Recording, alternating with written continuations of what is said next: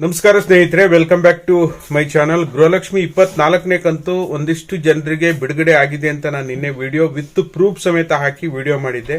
But ಇವತ್ತಿನ ವಿಡಿಯೋದಲ್ಲಿ ನಿಮಗೆ ಕ್ಲಾರಿಟಿ ಕೊಡ್ತಾ ಇದ್ದೇನೆ. ನಿಜವಾಗ್ಲೂ ಹಣ ಬಿಡುಗಡೆ ಆಗಿದೆಯಾ, ಯಾವ ಜಿಲ್ಲೆಯವರಿಗೆ ಹಣ ಬಿಡುಗಡೆ ಆಗಿದೆ, ಎಷ್ಟು ಜನರಿಗೆ ಹಣ ಬಂದಿರಬಹುದು, ಈ ಎಲ್ಲ ವಿಚಾರಗಳ ಬಗ್ಗೆ complete pin to pin detail video ಈ ಮಾಹಿತಿ ಇರುತ್ತೆ.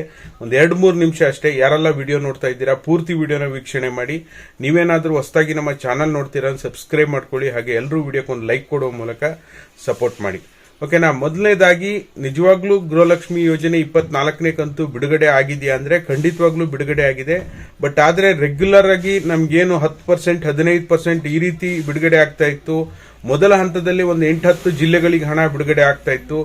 ಆ ರೀತಿ ಬಿಡುಗಡೆ ಆಗಿಲ್ಲ. ಓಕೆನಾ. ನಾವು ನಿಮಗೆ ಗೊತ್ತೇ ಇದೆ, ಯಾವುದೇ ಕಾರಣಕ್ಕೂ ಬೇಸ್ಡ್ ಆನ್ ದ ಪ್ರೂಫ್ ನಿಮ್ಗೆ ಹೇಳ್ತಾ ಹೋಗ್ತೀವಿ ಹಣ ಬಿಡುಗಡೆ ಆಗಿದೆಯಾ ಇಲ್ವಾ ಅಂತ ಹೇಳಿ. ಎಲ್ಲ ಕ್ಲಾರಿಫಿಕೇಶನ್ ತಗೊಂಡೇ ನಿಮಗೆ ಕನ್ಫರ್ಮ್ ಮಾಡಿ ಹೇಳ್ತಾ ಇದ್ದೀನಿ.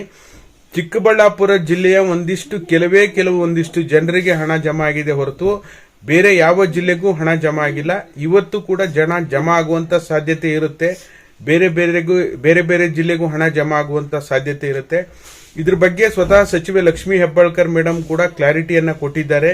ಏನಪ್ಪಾ ಅಂದ್ರೆ, ಈಗ ಆಲ್ರೆಡಿ ನಾನು 24ನೇ ಕಂತಿನ ಪ್ರೋಸೆಸ್ ಅನ್ನ ಮುಗಿಸಿದ್ದೇನೆ ಅಂತ ಹೇಳಿ, ಕಳೆದ ಬಾರಿ ಸಹ 23ನೇ ಕಂತಿನ ಪ್ರೋಸೆಸ್ ಮುಗಿಸಿದ್ದೇನೆ ಅಂತ ಹೇಳಿದ್ರು. ಅವಾಗ ಹಣ ಬಿಡುಗಡೆ ಆಗಿತ್ತು.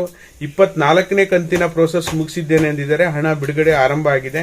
ಬಟ್ ಯಾರು ಕೂಡ ವರಿ ಮಾಡುವಂತ ಅವಶ್ಯಕತೆ ಇಲ್ಲ. ನಮಗ್ ಬಂದಿಲ್ಲ, ನಮ್ಮ ಜಿಲ್ಲೆಗೆ ಹಣನೇ ಬಂದಿಲ್ಲ ಅಂತ ಹೇಳಿ ಡೋಂಟ್ ವರಿ ಗೈಸ್. ಯಾಕೆಂದ್ರೆ ಜನರಿಗೆ ಅದು ಚಿಕ್ಕಬಳ್ಳಾಪುರ ಜಿಲ್ಲೆಯವರು ಮಾತ್ರ ಪ್ರೂಫ್ ಕಳಿಸಿರೋದು.